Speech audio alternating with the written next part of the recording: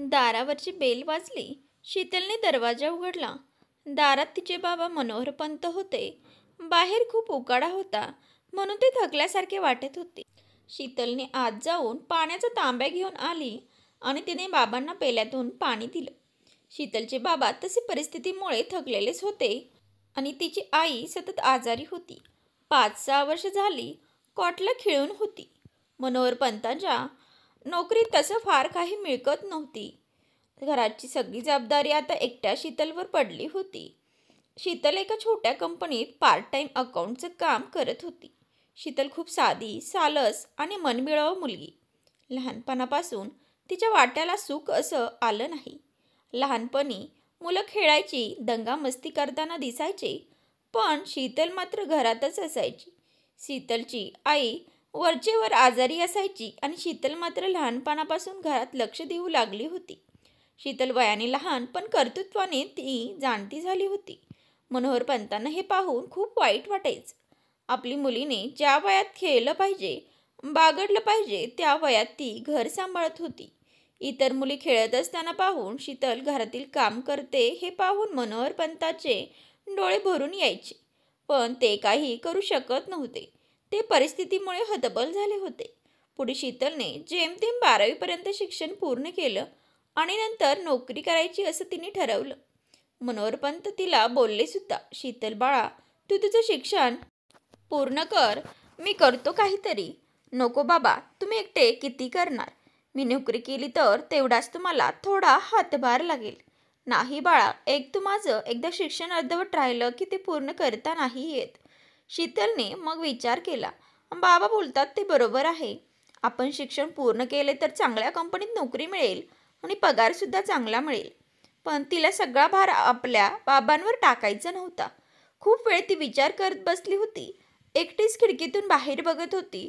तेवढ्यात मनोहरपंतांनी तिला आवाज दिला. काय ग चिमणी, कुठे हरवलीस? अधूनमधून मनोहरपंत शीतलला प्रेमाने चिमणी बोलायचे. काही नाही, काय झालं? कसला विचार करत आहेस? बाबा म्हणतात. मी पार्ट टाइम जॉब करते. दिवसा जॉब करेन आणि संध्याकाळी अभ्यास करेन. परीक्षा मी बाहेरून देईन. अगं, पण तुझ्यावर जास्त ताण पडेल. नको चिमणे, तू तुझं शिक्षण पूर्ण कर. बाकीचे मी बघतो. नाही बाबा, मी आता ठरवलं आहे. तुम्ही हो बोललात तरच मी माझं शिक्षण पूर्ण करेन. तू खूप हट्टी आहेस, ऐकणार नाही कधी. कर तुझ्या मनासारखं. असं बोलून मनोहरपंत त्यांच्या पत्नीच्या रूममध्ये गेले. शीतल खूप खुश झाली होती. आता ती दोन्ही गोष्टी करू शकत होती. एक म्हणजे नोकरी आणि दुसरं ती तिचं शिक्षण पूर्ण करणार होती. दुसऱ्या दिवशी शीतलने वर्तमानपत्र चाळायला सुरुवात केली आणि जिथे जिथे पार्ट टाइम जॉब होते तिथे तिने ॲप्लिकेशन केली. आता शीतल तिथून येणाऱ्या फोनची वाट पाहत होती. 2 दिवस झाले तरी काही फोन आला नाही. तिसऱ्या दिवशी दुपारी तिला एका कंपनीतून फोन आला. तिला लगेच इंटरव्ह्यूसाठी बोलवण्यात आले. शीतलने तसे मनोहरपंतांना सांगितलं आणि ती तयार होऊन बाहेर पडली. शीतलच्या मनात थोडी धाकधूक होती. कसं असेल ऑफिस? आपल्याला नोकरी मिळेल का? असे अनेक प्रश्न तिच्या मनात येत होते. तिने बस पकडली आणि सीटवर जाऊन बसली. शीतल मनातून खूप घाबरली होती. हा जॉब पहिलाच होता आणि तिला तो कसंही करून मिळवायचा होता. तिचा स्टॉप आला तशी ती बसमधून खाली उतरली. बस स्टॉप समोरच ऑफिस बिल्डिंग होती. शीतलने रस्ता क्रॉस करून पलीकडे गेली आणि समोरच्या बिल्डिंगमध्ये गेली. तिथे बोर्ड लावलं होतं. तिथे तिने एकदा नजर फिरवली आणि ऑफिस कितव्या मजल्यावर आहे ते पाहिले. 3ऱ्या मजल्यावर ऑफिस होते. शीतल लिफ्टमध्ये प्रवेश करून 3ऱ्या मजल्यावर आली. आता शीतल आणखीनच घाबरली होती. तिने एकदा जोरात श्वास घेतला आणि ऑफिसमध्ये प्रवेश केला. शीतलने रिसेप्शनिस्टला आपण नोकरीसाठी आलो आहोत असे सांगितले. रिसेप्शनिस्टने शीतलला थांबायला सांगितले. थोड्या वेळाने रिसेप्शनिस्टने शीतलला केबिनमध्ये जायला सांगितले. शीतलचा इंटरव्ह्यू छान झाला होता. तिला दुसऱ्या दिवसापासून जॉबवर यायला सांगितलं होतं. शीतल खूप हुशार होती. तिला महिन्याला 15,000 पगार मिळणार होता. शीतल आता दोन्ही गोष्टी करू शकणार होती. एक तिचे शिक्षण पूर्ण करणार होती आणि तिला तिच्या बाबांना मदत करू शकणार होती. आज ती खूप आनंदी होती. घरी जाताना तिने मिठाई घेतली. घरी आल्यावर तिने आपल्या बाबांना आणि आईला ही आनंदाची बातमी सांगितली. शीतलचे बाबा मनोहरपंत ती बातमी ऐकून खूप खुश होते. शीतलच्या आईच्या डोळ्यातून आनंद अश्रू वाहू लागले. आपली मुलगी खूप लवकर मोठी झाली, आपण तिचं साधं कौतुक पण करू शकत नाही, असे विचार त्यांच्या मनात येऊन गेले. शीतलची आता तारेवरची कसरत चालू होती. रोज सकाळी ती लवकर उठायची. सकाळी ती सर्व कामं आटवायची. जेवण आणि इतर कामं उरकली की मग ती तिच्या आईजवळ जाऊन तिला काय हवं नको ते पाहायची.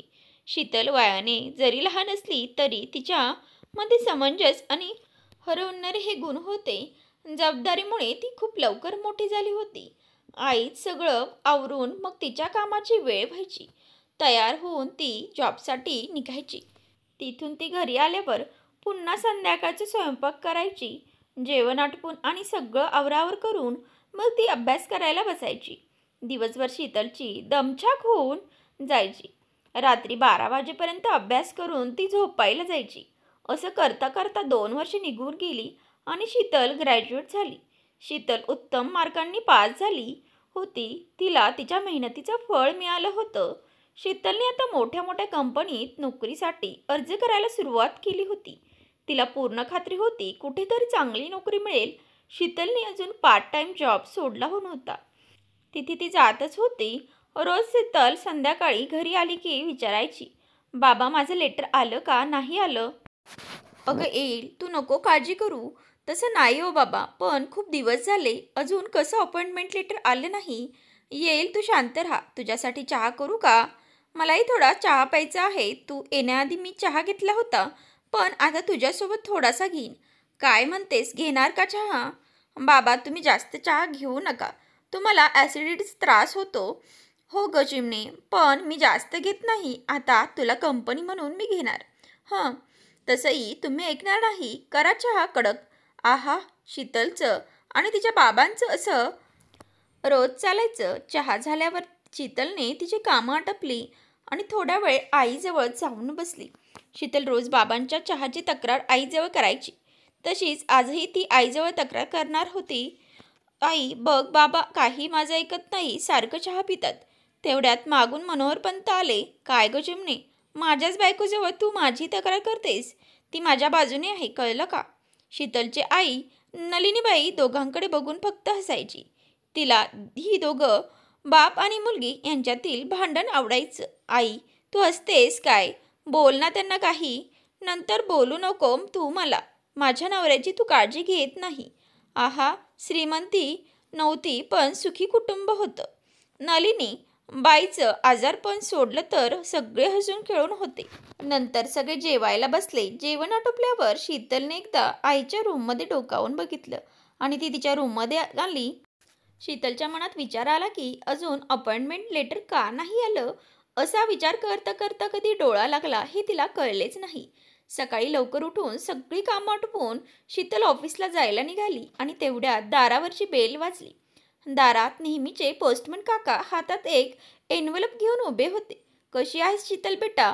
ठीक आहे काका, हे तुझं लेटर आलं आहे, सही कर बघू. हो करते. सही करून शीतलने हातात लेटर घेतलं आणि पाकिटातून पेपर बाहेर काढला. शीतल ते लेटर वाचून खूप आनंदी झाली. तिचे बाबासुद्धा तिथेच उभे होते.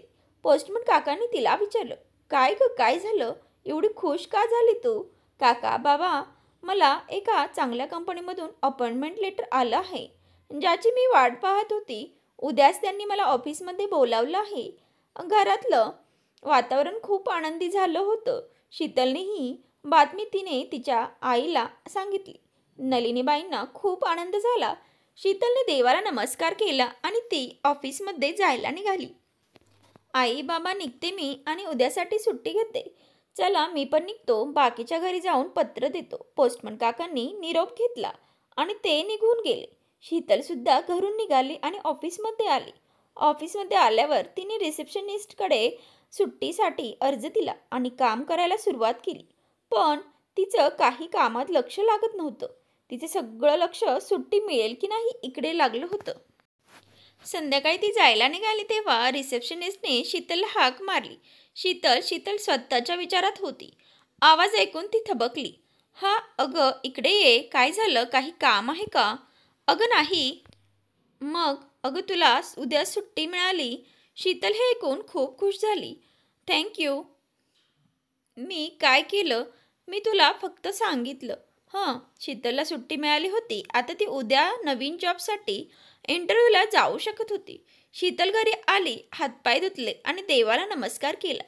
तिने तिच्या बाबांना उद्याची सुट्टी कन्फर्म झाली ते सांगितलं. मनोहरपंत खूप खुश झाले आणि मनोमन देवाजवळ प्रार्थना करू लागले. देवा, माझ्या मुलीला ही नोकरी मिळवू दे. तुझे खूप उपकार होतील. माझ्या मुलीने खूप मेहनत घेतली आहे, त्याचं तिला फळ मिळू दे. शीतलने आईच्या रूममध्ये डोकावून पाहिलं. आई झोपली आहे असं पाहून ती स्वयंपाकाला लागली. तिने पटपट जेवण बनवून थोडा वेळ आईबरोबर गप्पा मारायला गेली. नलिनीबाई उठून बसल्या होत्या. आई, कशी आहेस? आज छान झोप झालेली दिसत आहे. हे ऐकून नलिनीबाई गालातल्या गालात फक्त हसल्या. हसलीस का? मी येऊन गेली होती तेव्हा तू झोपली होती. त्यावर नलिनीबाई बोलल्या, हो माहीत आहे. म्हणजे तू जागी होती? मला वाटलं झोपली आहेस. बस इथे. सगळं तुझ्या एकटीवर भार पडला आहे. मी काही करू शकत नाही. आता तुला ही नोकरी लागली की तुझं लग्नाचं पाहायला हवं. हे ऐकून शीतलला राग आला. एवढी काय घाई आहे? आणि तसंही मी लग्न करणार नाही. लग्न केलेच तर तो मुलगा असा हवा जो माझ्या आईबाबांची काळजी घेईल. हा. नलिनीबाईंना हसायला आलं. त्यांनी शीतलला बसायला सांगितलं. बस इथे. आता मी काय सांगत आहे ते. बोल. आम्हाला माहीत आहे तुला आमची खूप काळजी आहे. पण कसं आहे ना, तो मुलगा, आपलं घर, नाती हे सगळं कसं बरं सोडून येईल? आज हे सर्व मुलगी करत आली आहे. आपण ज्या समाजात राहतो तिथले काही नियम आहेत, ते आपण बदलू नाही शकत. तू सुखी राहावी बस एवढीच आमची इच्छा आहे. अधूनमधून तू येशील आम्हाला भेटायला, तेव्हा असा हट्ट तू करू नको. झालं तुझं बोलून? हो. आता मी काय सांगते ते ऐक. बोल. माझं मी सगळं ठरवलं आहे, तेव्हा तू काळजी करू नको. जेवून घे आणि औषध घेऊन आराम कर. मी आलेच असं बोलून शीतल रूम बाहेर आली. सर्वांनी जेवण केली आणि थोडा वेळ अशाच गप्पा गोष्टी चालू होत्या. झोपेची वेळ झाली तशी शीतल तिथून उठली आणि झोपायची तयारी करू लागली. नेहमीप्रमाणे दुसऱ्या दिवशी सकाळी शीतल लवकर उठली. तिने बरोबर तिची कामं आटपायला घेतली. आज तिला नवीन कंपनीमध्ये जायचं होतं. आज तिने खूप छान ड्रेस घातला. असं म्हणतात ना, first impression is the last impression. तयार होऊन तिने देवाला नमस्कार केला आणि आईबाबांना सांगून ती घरातून बाहेर पडली. बस तिने पकडली आणि ती ऑफिस गेटजवळ आली. ऑफिस बाहेरून खूप सुंदर दिसत होतं. शीतलने लिफ्टचा बटन प्रेस केला आणि ती लिफ्टची वाट पाहू लागली. लगेच लिफ्ट खाली आली आणि ती लिफ्टमध्ये प्रवेश केला. 2 नंबर तिने प्रेस केला आणि ती वाट पाहू लागली. शीतल मनातून खूप घाबरली होती. हा जॉब मिळेल का अशी शंका मनात येत होती. शीतल लिफ्टमधून बाहेर आली आणि ऑफिसमध्ये प्रवेश केला. आल्यावर तिने सगळीकडे नजर फिरवली आणि रिसेप्शन डेस्कजवळ जाऊन रिसेप्शनिस्टला तिने लेटर दाखवलं. तुम्ही बसा, मी सरांना इन्फॉर्म करते. रिसेप्शनिस्ट मिस अंजलीने सांगितलं. हो चालेल, मी बसते, शीतल बोलली. शीतल सोफ्यावर जाऊन बसली. मिस अंजली फोनवर बोलत होती. बहुतेक ती शीतल आली आहे हे सांगत असणार. शीतलातून बोलावणं येईपर्यंत ती ऑफिस स्टाफ आणि ऑफिस निहाळत होती. प्रत्येकजण आपापल्या कामात मग्न होते. मात्र एक व्यक्ती शीतलकडे चोरून बघत होती.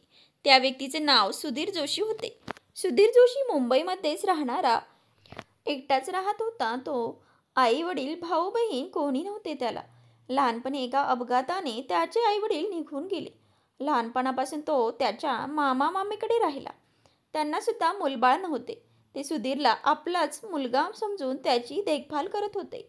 सुधीर दिसायला खूप सुंदर, एकदम राजबिंडासारखा. कॉलेजमध्ये असताना अनेक मुली त्याच्यावर प्रेम करायच्या, पण सुधीर कधीच कोणत्या मुलीला भाव द्यायचा नाही. तो कधीच कोणत्या मुलीजवळ बोलायला जायचा नाही. कॉलेज संपले आणि पुढे त्याने MBA केलं आणि या कंपनीत जॉबला लागला. त्याचे मामा मामी आता गावी जाऊन राहत आहेत. गावी घर, शेतजमीन आहे आणि तिकडे लक्ष द्यायला कोणी नाही, म्हणून मग ते गावी राहायला गेले. सुधीर आता एकटाच मुंबईमध्ये राहतो. अधूनमधून त्याचे मामा मामी त्याला भेटायला येतात.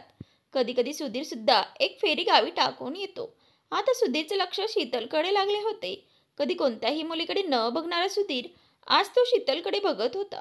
अचानक शीतलचं लक्ष सुधीरकडे गेलं आणि दोघांची नजरानजर झाली. सुधीर एकदम बावचळला. आपली चोरी कोणीतरी पकडली असे त्याला वाटलं. लगेच खाली मान घालून त्याने कामाला सुरुवात केली. मिस शीतल, रिसेप्शनिस्टने हाक मारली. शीतलने आवाजाच्या दिशेने मान वळवली आणि ती रिसेप्शन डेस्कजवळ गेली. तुम्ही आज जाऊ शकता, मिस अंजलीने सांगितलं. हो थँक्यू असं बोलून शीतलने केबिन डोअर नॉक केलं. May I coming sir? Yes coming. Sheetal आतमध्ये गेली आणि सरांसमोर जाऊन उभी राहिली. बसा मिस शीतल, सरांनी सांगितलं. धन्यवाद सर असं बोलून शीतल खुर्चीवर बसली. मिस शीतल, तुमचा बायोडाटा मी पाहिला. खूप छान आहे आणि तुम्हाला कामाचा अनुभवसुद्धा आहे. तुम्हाला हा जॉब मिळाला आहे. तुमची सॅलरी बाबतीत काही अपेक्षा आहे का? अपेक्षा आहेत सर. घरी आई आजारी आहे आणि घरची परिस्थिती बेताचीच आहे. पण मी काही सांगत नाही. तुम्ही जे द्याल ते मला मान्य आहे. शीतल बोलली. ठीक आहे. तुमचा हा प्रामाणिक स्वभाव आवडला. तुम्हाला महिन्याला 30,000 पगार मिळेल एवढा ठीक आहे ना? हो ठीक आहे सर. शीतलला पगार ऐकून तिच्या कानावर विश्वास होत नव्हता. ती भांबावून गेली आणि आतून खूप खुश झाली होती. ठीक आहे, तुम्ही उद्यापासून जॉबवर येऊ शकता. सॉरी सर, मला उद्या जॉईन होता नाही येणार. का? काही अडचण आहे का? नाही सर, अडचण नाही. पण मी जिथे आधी काम करत होती तिथे मला उद्या जाऊन कळवावे लागेल. मी परवापासून आली तर चालेल का? हो चालेल. तुम्हाला जेव्हा शक्य असेल तेव्हा तुम्ही जॉईन होऊ शकता. खूप धन्यवाद सर असं बोलून शीतल केबिन बाहेर आली. शीतलसाठी ही खूप मोठी अचिव्हमेंट होती. आज तिचं स्वप्न पूर्ण झालं होतं.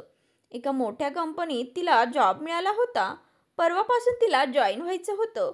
शीतल तशीच घरी आली. घरी आल्यावर तिने नवीन ऑफिसमध्ये जे घडलं ते तिने आईबाबांना सांगितलं.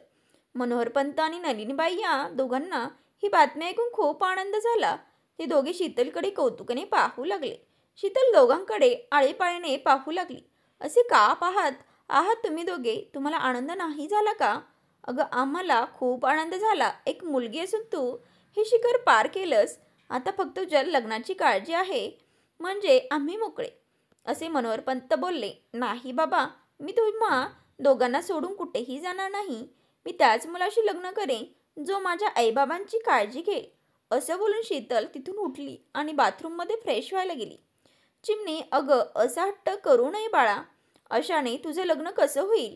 आताच्या काळात असा मुलगा मिळणे खूप कठीण आहे आणि तो मुलगा त्याचे आई वडील सोडून आम्हाला का सांभाळेल?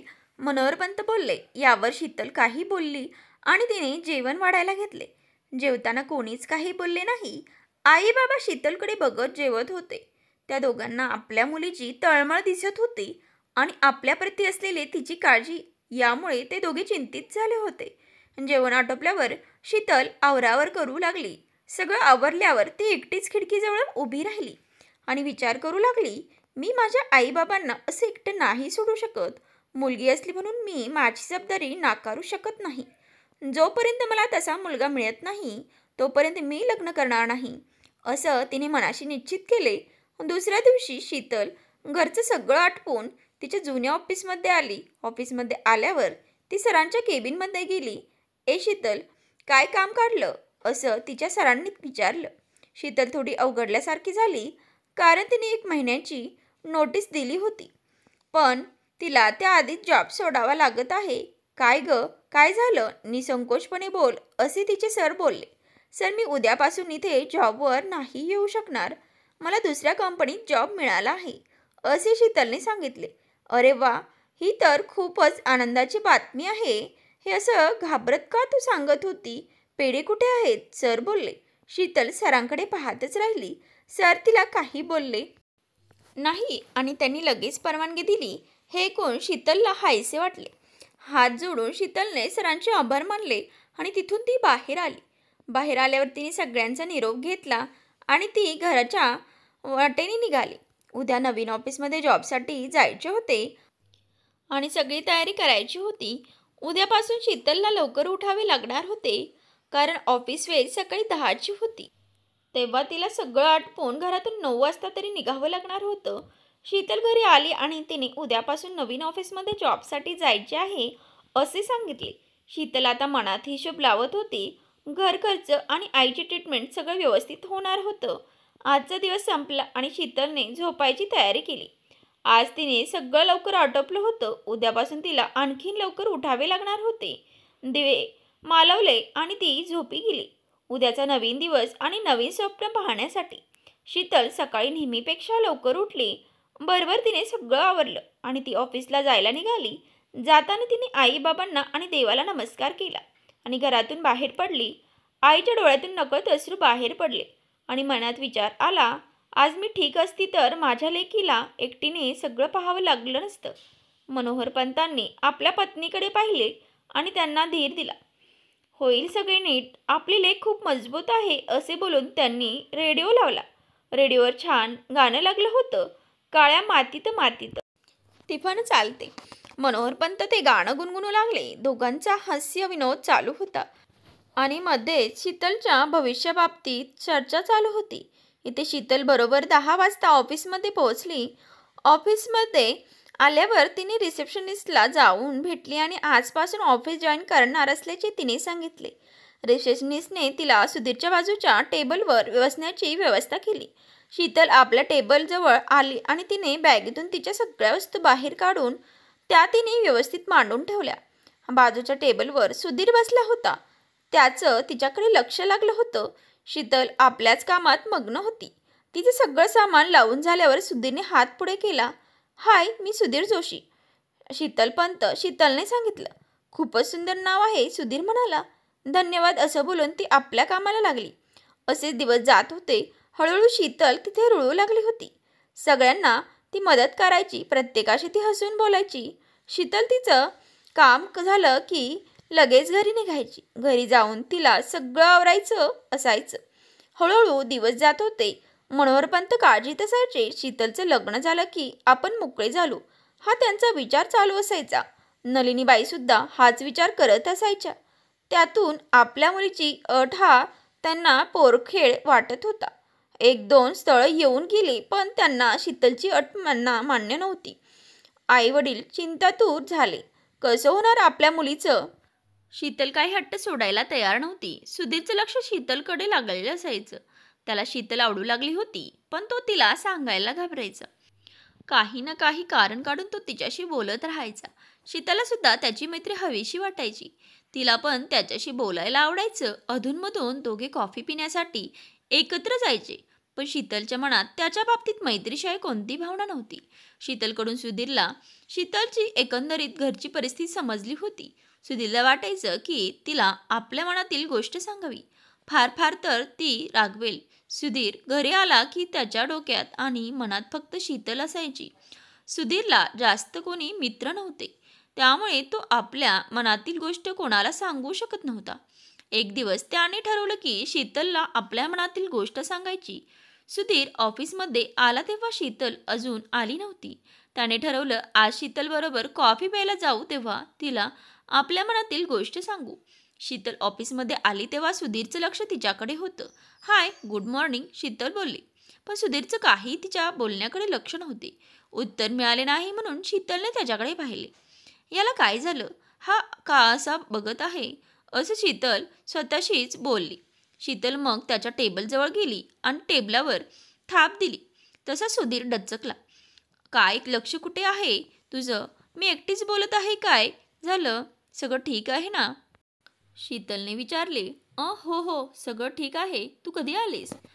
मला कळलंच नाही तू कधी आलीस ते. तू काही बोलत होतीस का? सॉरी, माझं लक्षच नव्हतं. बोल, काय बोलत होती तू? सुधीर बोलला.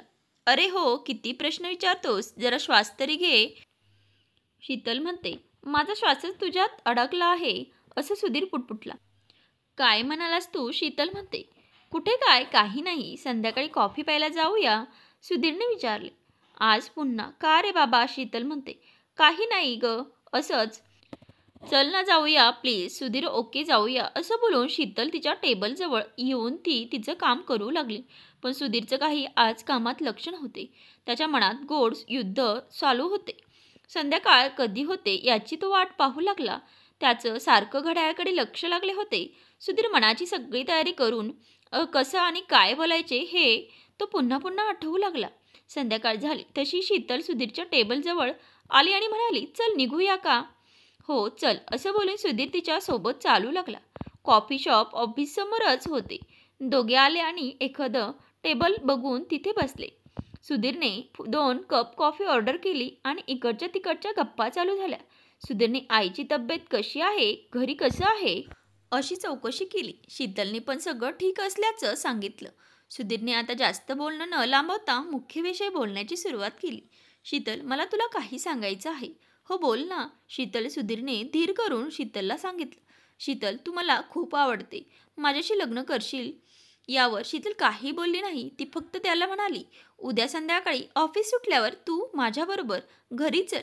सुधीरला ती अशी का बोलली हे त्याला समजलं नाही. ठीक आहे, येईन मी तुझ्याबरोबर. पण तू असं काय आहे जे तू मला इथे सांगू शकत नाही? तू ये घरी, मग कळेल तुला. चल निघूया आपण, मला घरी जायला उशीर होईल. शीतल, हो चल निघूया. सुधीर असं बोलून दोघे कॉफी शॉपमधून बाहेर आले. शीतलने बस पकडली आणि निघून गेली. सुधीर फक्त बस जाण्याच्या मार्गाकडे पाहू लागला. त्याने पण बाईक सुरू केली आणि निघाला. त्या दिवशी दोघांच्याही मनाची चलबिचल चालू होती. दोघांनाही रात्रभर झोप नव्हती. दुसऱ्या दिवशी दोघे ऑफिसमध्ये आले पण फारसे काही बोलले नाही. कामापुरते थोडंसं बोलत होते आणि आपलं काम करत होते. सुधीरच्या मनात धाकधूक होती. हिने मला घरी का बोलवले हे काही कळत नाही. संध्याकाळी सुधीर शीतलबरोबर तिच्या घरी आला. तिने सुधीरची ओळख आपल्या बाबांबरोबर करून दिली. मग तिने त्याला आईच्या कॉटजवळ त्याला घेऊन आली. तिच्या आईची अशी अवस्था आणि घरची परिस्थिती बघून सुधीरला खूप वाईट वाटली. शीतल त्याला बोलली, हे माझे कुटुंब आहे. यांना सोडून मी कुठेही जाऊ शकत नाही. मी त्याच मुलाशी लग्न करेन जो माझ्या आईबाबांना सांभाळेल. तुला माझ्याशी लग्न करायचे आहे. माझी अट मान्य असेल तर करू आपण लग्न. शीतलला माहीत होतं की तिची अट सुधीर मान्य करणार नाही. तो आपल्याशी लग्न नाही करणार. सुधीर थोडा वेळ तिथे थांबला. तिच्या आईबाबांशी गप्पा मारल्या आणि तो तिथून निघाला. घरी जाताना त्याच्या डोक्यात शीतलचे आणि तिच्या घरचे विचार चालू होते. सुधीरचं पण आयुष्य असंच धकाधकीतून गेले होते. त्याचे आईवडील लहानपणीच गेले होते. मामाच्या घरी तो लहानाचा मोठा झाला. तिथे त्याने चांगले शिक्षण घेतले आणि घरी तो मामीला घरकामात मदत करू लागला. पुढे त्यांनी छोटे छोटे काम करून आपलं शिक्षण पूर्ण केलं. मामांना एकट्यांना हा भार द्यायचा नव्हता म्हणून तो जे मिळेल ते काम करायचा. आता तो चांगल्या कंपनीत जॉबला आहे. तीच परिस्थिती अजूनही शीतलची आहे. सुधीर घरी आला तो विचार करू लागला की आपण शीतलसाठी काय करू शकतो, तिचा त्रास कसा कमी होईल हे विचार चालू होते. रात्री किती वेळ तो जागा होता हे त्याला माहीत नव्हते. विचार करतच त्याचा डोळा लागला आणि तो झोपून गेला. सकाळी उठून त्याने सगळं आवरलं आणि ऑफिसमध्ये आला. ऑफिसमध्ये आल्यावर त्याला शीतल दिसत नव्हती. तो शीतलला शोधू लागला पण त्याला ती कुठेच दिसत नव्हती. तो विचार करू लागला, आज शीतल ऑफिसमध्ये आली नाही का? माझ्यामुळे ती आली नाही का? काय झालं असेल, का आली नाही? असे अनेक विचार डोक्यात चालू होते. मग त्याने ऑफिसमध्ये शीतलची मैत्रीण नीना हिच्या जवळ चौकशी केली. हाय नीना. हाय, आज तू इथे कसा? नीना, काम होतं तुझ्याकडे. सुधीर म्हणतो. माझ्याकडे काय? नीना म्हणते. आज शीतल का आली नाही? सुधीर म्हणतो. अरे, तिच्या आईची तब्येत अचानक खूप बिघडली म्हणून आज ती नाही आली. नीना म्हणते. Okay, thanks. सुधीर म्हणतो. सुधीर मनातच एकटाच बोलू लागला. काय झालं असेल तिच्या आईला? खूप सिरियस तर नसेल? एकटी शीतल कशी सांभाळत असेल? मला जायला हवं. आणि तसाच तो रिसेप्शनिस्टला काही सबळ कारण सांगून तिथून निघाला. जोपर्यंत शीतलच्या घरी पोहोचत नाही तोपर्यंत सुधीरला एक क्षण मौलाचा वाटत होता. थोड्या वेळाने सुधीर शीतलच्या घरी पोहोचला. घरचं वातावरण खूप गंभीर वाटत होतं. घरी डॉक्टर आले होते. तिचे बाबा आईच्या बाजूला बसले होते. शीतल एका बाजूला रडत उभी होती. सुधीरने पुढे होऊन तिला धीर दिला. शीतल, आईला काही होणार नाही, तू काळजी करू नको, मी आहे तुझ्यासोबत. या एवढ्याच बोलण्याने शीतलला धीर आला. एक बळ मिळाल्यासारखं झालं होतं. शीतलला त्या शब्दाचा खूप आधार वाटला. मनोमन ती खूप सुकावली होती. डॉक्टरांनी शीतलच्या आईला व्यवस्थित तपासले आणि काही औषधे लिहून दिली. डॉक्टर जायला निघाले तसा सुधीर पण त्यांच्याबरोबर बाहेर आला. त्याने डॉक्टरांना तिच्या आईबद्दल नीट चौकशी केली व उपचार किती वेळ चालू ठेवावे लागेल हे सर्व त्याने सविस्तर विचारले आणि मग तो आतमध्ये आला. त्याने शीतलला आणि तिच्या बाबांना काळजी करण्यासारखं काही नाही असं सांगितलं. लवकरच त्यांना बरं वाटेल आणि त्या हिंडू फिरू लागतील हे ऐकून मनोहरपंत आणि शीतल या दोघांना बरं वाटलं. सुधीर थोडा वेळ तिथे थांबला आणि मग तो पुन्हा ऑफिसला जायला निघाला. शीतल आणि तिचे बाबा जेवून जाण्याचा आग्रह करत होते, पण सुधीर सहज बोलण्याच्या ओघात बोलून गेला. पुढल्या वेळी हक्काने जेवायला येईल असं बोलून तो तिथून निघाला आणि ऑफिसमध्ये आला. पण त्याचं कामात लक्ष लागत नव्हतं. सारखा शीतलचा विचार चालू होता. त्याने शीतलशी लग्न करण्याचा निर्णय घेतला होता आणि त्याने तसं त्याच्या मामांनाही कळवलं होतं. काही दिवस असेच निघून गेले. हळूहळू शीतलला सुद्धा सुधीर आवडू लागला होता. सुधीरचं अधूनमधून शीतलच्या घरी येणं जाणं चालू होतं. शीतलच्या आईबाबांना सुधीर हा त्यांच्याच घरातील व्यक्ती आहे असे वाटत होते. शीतलच्या आईची तब्येत आता थोडीफार सुधारली होती. सुधीरने आता मनाशी निश्चय केला शीतल बरोबर लग्न करायचे. त्याने त्याच्या मामा मामीला मुंबईमध्ये बोलावून घेतले. ते आल्यावर सुधीरने शीतल आणि स्वतःबद्दल थोडक्यात दोघांना सांगितले. दोघांनी सुधीरचं बोलणं ऐकून घेतलं आणि मग ते थोडा वेळ विचार करू लागले. दोघे एकमेकांशी चर्चा करून निर्णय घेतला. सुधीर मनातून घाबरला होता. मामा मामी होकार देतात की नाही, पण मामा मामींनी त्या दोघांच्या लग्नाला संमती दिली. मामाने सुधीरला सांगितलं. सुधीर त्यांना कळव आणि आपण संध्याकाळी त्यांच्याकडे येत आहोत. सुधीर हे ऐकून खूप खुश झाला. त्याने मामा मामीला आनंदाने मिठी मारली. लगेच त्याने शीतलला फोन करून कळवलं. इथे शीतलसुद्धा हे ऐकून खूप खुश झाली. तिला तिच्या कानावर विश्वास होत नव्हता. तिने ही बातमी आईबाबांना सांगितली आणि संध्याकाळच्या तयारीला लागली. संध्याकाळी सुधीर आणि त्याचे मामा मामी शीतलच्या घरी आले. शीतल आणि मनोहर पंतांनी पाहुण्यांचं स्वागत केले आणि त्यांना बसायला सांगितले. सुधीरने मामा मामींची ओळख करून दिली. त्याने त्याचा निर्णय शीतलला आणि तिच्या घरच्यांना सांगितलं. शीतल, मला तुझ्याशी लग्न करायचे आहे. मी तुझ्या आईबाबांची काळजी घेईन आणि त्यांचा सांभाळ करेन. हे ऐकून मामा मामीला आपल्या भाच्याचे खूप कौतुक वाटले. शीतल चहा आणि नाश्ता घेऊन बाहेर आली आणि तिने सुधीरला सांगितलं, सुधीर, तू भावनेच्या भरात कोणताही निर्णय घेऊ नको. पुन्हा विचार कर. पण सुधीरचा निर्णय पक्का झाला होता. माझा निर्णय पक्का आहे असं सुधीरने सांगितलं. मग सुधीरने तिच्या आईबाबांना त्यांचं मत विचारले. शीतलच्या आईबाबांना हे ऐकून खूप आनंद झाला. सुधीर सारखा मुलगा आपल्या शीतलसाठी शोधून सापडणार नाही हे त्यांना माहीत होते. सुधीर आणि शीतलने आईबाबांचा आणि मामा मामींचा आशीर्वाद घेतला. शीतलचे आईबाबा खूप खुश झाले. सुधीर सारखा चांगला मुलगा आपल्या मुलीला मिळाला. त्यांनी हात जोडून देवाचे आभार मानले. शीतलच्या आईची तब्येत बरी नसल्यामुळे लग्न साध्या पद्धतीने करायचे असे ठरले. 2-3 दिवसांनी त्यांनी एखादा चांगला मुहूर्त पाहून दोघांचं साध्या पद्धतीने लग्न लावून दिले. सुधीरने आता घरची संपूर्ण जबाबदारी स्वतःवर घेतली होती. शीतलच्या आईची तब्येतीत हळूहळू सुधारणा होत होती. मनोहर पंतांनी आपल्या मुलीचा संसार सुखाचा पाहून मनोमन देवाचे आभार मानले. सगळे खूप आनंदाने राहत होते. शीतल खूप खुश होती. आयुष्यात पहिल्यांदाच ती हे सुख अनुभवत होती. आज खऱ्या अर्थाने शीतल मोकळा श्वास घेत होती. ही कथा तुम्हाला कशी वाटली? आवडली असेल तर लाईक करा, शेअर करा आणि चॅनलवर नवीन असाल तर सबस्क्राईब करायला विसरू नका. धन्यवाद.